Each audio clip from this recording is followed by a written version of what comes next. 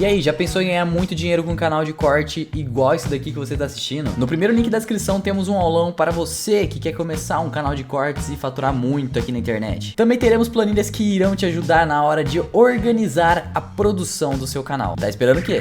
Se a gente for parar para pensar, né, em toda a história da evolução, graças à gravidade que a gente tem na Terra, o coração tá nessa posição não é à toa.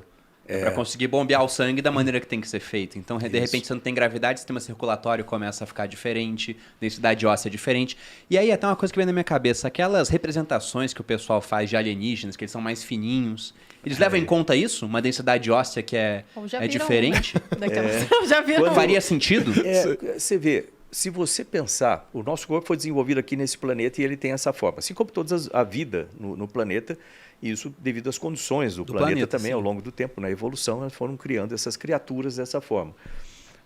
Se vai para um outro planeta com outras condições, né, em termos de gravidade, por exemplo, fica fácil de pensar. Né? Se o planeta tem pouca gravidade, por exemplo, isso vai alterar a estrutura física daquelas criaturas para se adaptar à vida naquela...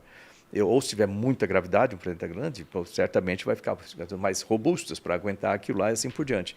Então, o tipo de planeta onde vivem as criaturas vai alterar o desenvolvimento. Isso acontece no desenvolvimento. Isso que eu estava falando no começo, quando essas figuras, o Mark, por exemplo, hoje ele era gêmeo do Scott, gêmeo idêntico.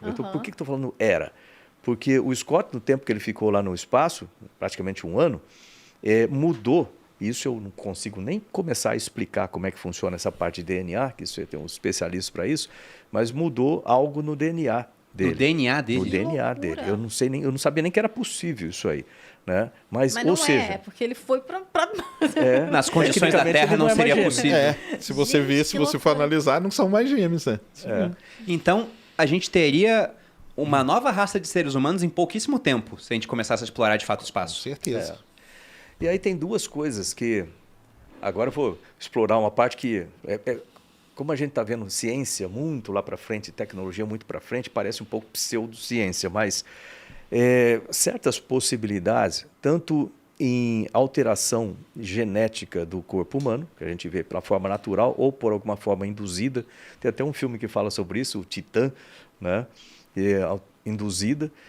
Ou mesmo a introdução de outros elementos mais mecânicos, vamos chamar assim, né, robóticos, que podem, num limite, vamos dizer, calculando o limite dessa equação aí, seria você ter um corpo completamente artificial, mas que resista aí não sei quantos milhões de anos, e vamos dizer assim, o cérebro de um ser humano, né? Então, transferência de consciência que o pessoal fala. Agora chegou na viagem, e aí entra na Neuralink do Elon Musk. Que é transferir a sua consciência para uma máquina, entendeu? E aí a máquina vai, você fica aqui na Terra, a máquina vai, mas ela vai com a sua consciência para lá. E não ter as limitações do corpo humano. Olha que interessante. Mas então, quanto a esses gêmeos, para fechar essa parte, eles ficaram muito diferentes em termos de aparência e também no DNA no final? Não, aparência não. Aparência é mesmo, é mais orgânico. Mas um não envelheceu muito mais do que o outro? Chegou. Tem uma pequena diferença, porque como ele ficou um ano viajando a 28 mil quilômetros por hora. Não pode esquecer isso. Só pra gente... É Scott Kelly e Mark Kelly. São os dois gêmeos. A NASA hoje ela tem um relatório, umas 200 páginas, só para explicar tudo isso que aconteceu com o Scott Kelly, entendeu? Ele virou um caso assim de estudo, porque ele, na verdade, ele foi uma cobaia, ele foi lá para isso. Você vai ficar um ano, você vai voltar e nós vamos te analisar inteiro para saber tudo que mudou. E mudou coisa pra caramba, entendeu? Então isso é que é o... Eu tive a oportunidade, você vê, os dois são da turma de 1996 de astronautas da NASA. Eu sou da turma de 1998 de astronautas da NASA.